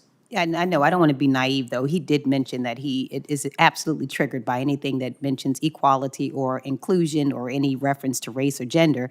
And so the center that you co-direct, the Center for Advancing Socio-Demographic and Economic Study of Alzheimer's Disease and Related Dementias, mentions that your mission is to diversify the set of researchers who are working in the field.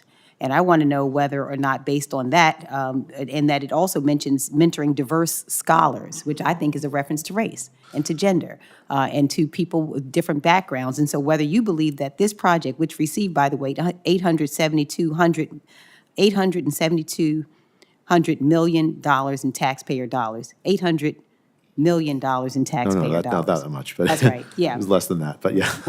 Well, was this a radical and wasteful use of government spending on the basis of it doing this? Senator, I'm proud of that project. Yeah, work. Senator, first, I'm proud of the project. It's addressing Alzheimer's disease, and I'd say further that the idea that diverse scientists, I think what that means is scientists with diverse ideas about scientific topics. I think fundamentally what matters is, does a scientist have an idea that advances the scientific field they're in? Do they have an idea that ends up addressing the health needs of Americans? That's the key thing. And to me, that diverse set of ideas, allowing there to be a diverse set of ideas, people who disagree with each other, is fundamental to advance in science. I think free speech, and I think we... That includes racial disparities. That's the work you've done, right? Well, racial disparities are important to identify, but more important is to address the health needs of every American, no matter whether they're minorities or not. Thank you so much. I yield. Thank you, Dr. Alison Brooks. Very good sneaking that last comment in. You know what I'm saying? After the buzzer. Senator Husted. Thank you, Chairman Cassidy, Dr. Bhattacharya. Thanks for being here. Although, as someone who grew up watching professional basketball in the 70s and 80s, calling you Dr. J is a fun thing too. It's a real thrill for me whenever I hear that. Thanks for your nomination, frankly, at this time in America is a victory for the scientific method. I know that you have been courageous in offering divergent views and backing them up and encouraging people to think differently about how we solve complex problems. That's what science is supposed to be about, so thank you for being a champion of that during difficult circumstances. I want to just talk briefly about something we talked about, is that we heard a lot of talk about inflation in America, but in this century, the number one inflationary cost that affects Americans, American business, quality of life has been healthcare inflation. And the idea that we can think differently about how we address healthy living, our diets, how we improve the quality of life, drive down costs, and improve outcomes is something I think is sorely missing today in the conversation about healthcare, and thinking differently about it is critical to doing that. So just give some thoughts about how you think your role as a director could help advance that conversation. Senator, I really enjoyed our conversation that we had in your office about exactly this. The chronic disease problem, let's just take obesity. It seems almost intractable. For decades, we've had body weight go up, diabetes rates, chronic disease. And in a way, that's an indictment on how the NIH has functioned. The goal of the NIH is to make Americans healthy. It's to have the research that makes Americans healthy. I think I want to make sure that we allow a broadest set of ideas as possible to address this problem, because the set of ideas we've had so far have not actually addressed the problem. It's continued to get worse. Fundamentally, to me, and this is an element of faith, I guess, I believe that if we allow science to have lots of different ideas, that we will be able to meet the health needs of the American people. But if we say, okay, only a few scientists with their ideas are allowed to have support, with a narrowest, like one school of thought, we're not going to make any progress. I don't have the answer to how to solve the obesity crisis. If I did, I would have already would have published it. But I want to make sure that the scientists that's out there has support from the NIH, even if their ideas can contradict what the top scientists of the NIH currently think. Well, I spoke with Secretary Kennedy, and I know that this goes across agencies from the Department of Agriculture to Health, Human Services, but it is a tremendous cost to the American taxpayer, to the quality of life, to American competitiveness, all of those issues, sustainability of our federal budget. So I just encourage creative thinking and collaboration on that issue. I want to mention lots of conversation these days on NIH grants and talking about containing costs of how we do scientific research, but make sure that we're putting more lead on the target of that research rather than administrative costs. I know that in Ohio we have a number of entities, our universities, Cleveland Clinic, our hospitals, so forth, that are involved in this. I really believe that there are many institutions who are willing to work with you in sharpening their pencils, getting better, forcing change in how these grants are used, distributed, and focused on the research that needs to be done. And just give some thoughts, if you would, about how we can advance those conversations on this topic. Well, Senator, I think the universities that are partners of the NIH, not opponents. I do think that there's a lot of distrust now coming out of the pandemic of the scientific enterprise and of universities also.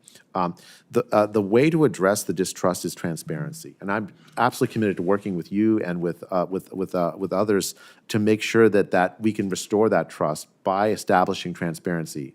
Where did the administrative costs go? That's a question that could be answered with audits, for instance, and establishing the right rates. That's going to, if I'm confirmed, that's something I'll look very carefully into. I think I want to make sure that every single dollar the American taxpayer entrusts the NIH to goes to addressing the needs, the research that will address the health needs of the American people. Great. Thank you. Thank you, Mr. Chairman. Thank you, Senator Husted. Now, Senator Markey. Thank you, Mr. Chairman. Doctor, I've been hearing from researchers in Massachusetts and across the country about actions taken by Trump and Musk that are slowing down research into Alzheimer's, stroke, cancer, and our mental health crisis.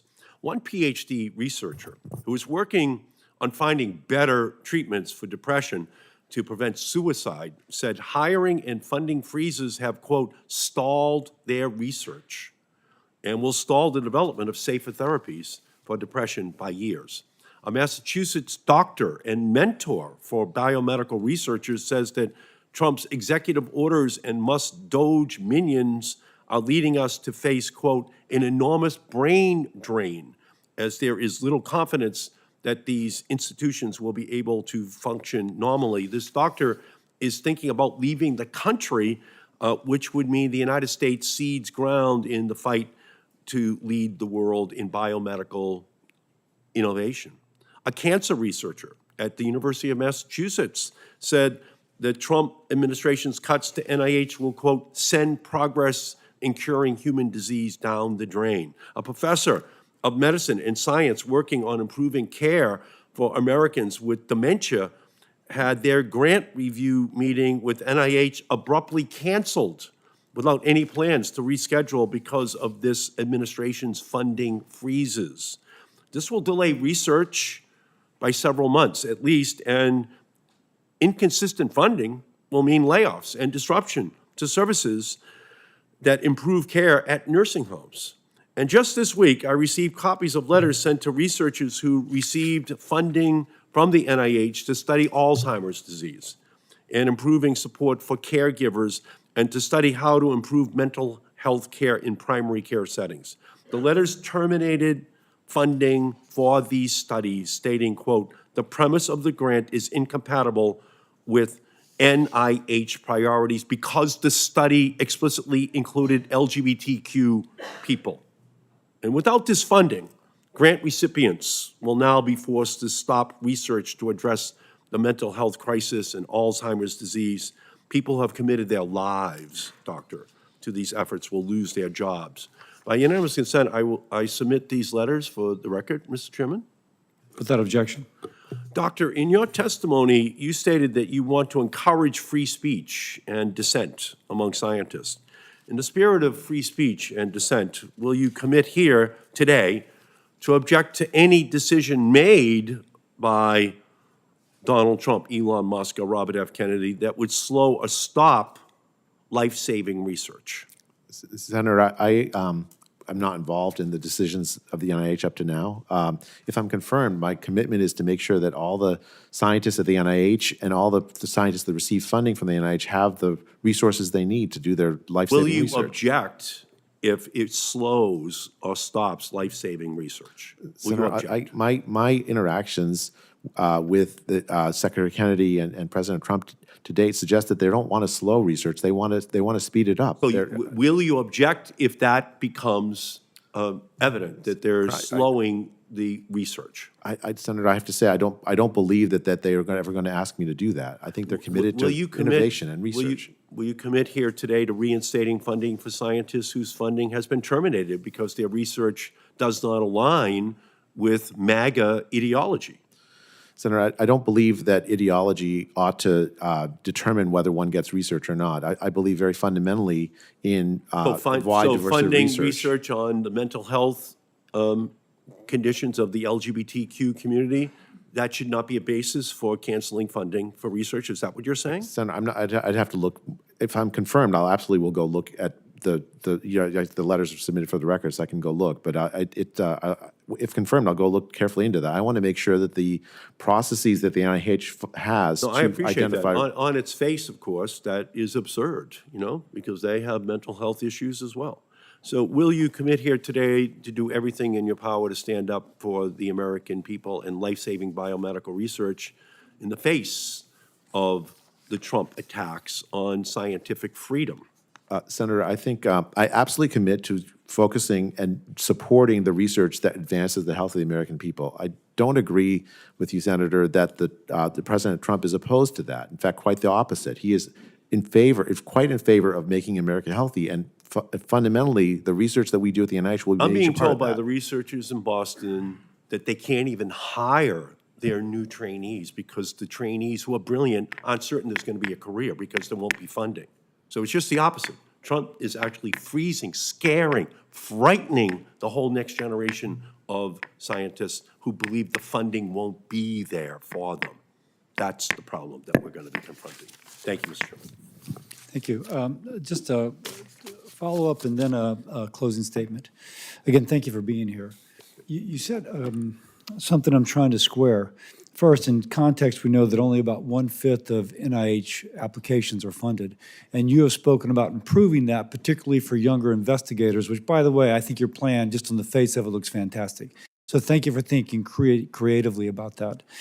And you've also, I think, correctly said, we need to be putting more money into cutting-edge research, which may fail. It's cutting edge, right? But what's the alternative?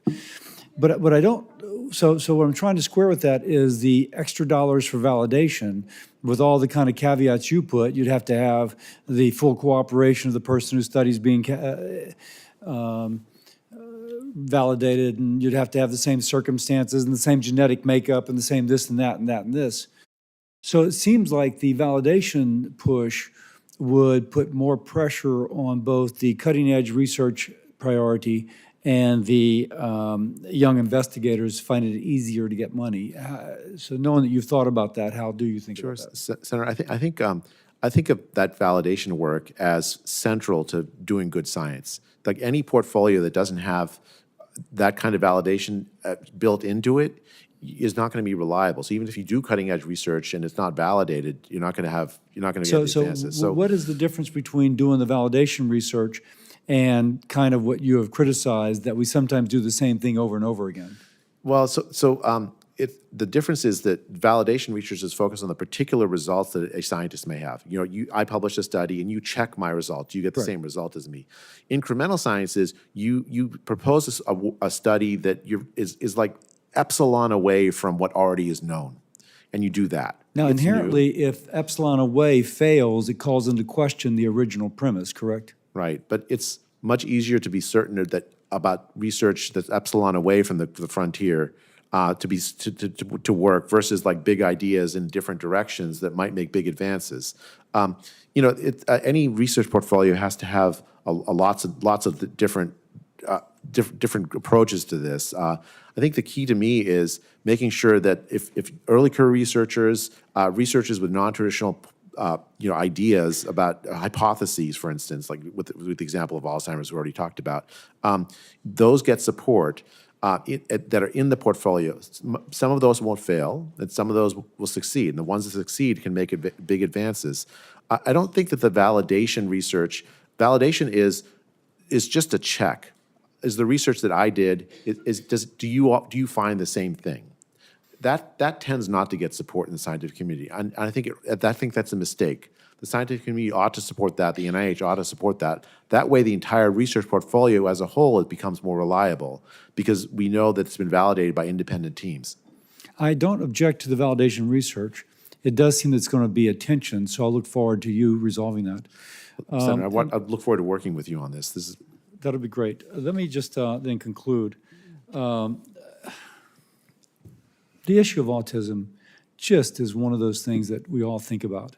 I want to note that last year Congress reauthorized the Autism CARES Act, and Senator Collins and the HELP Committee were those that did that, and the law coordinates the federal autism research and is implemented by NIH. And so I look forward to working with you on that.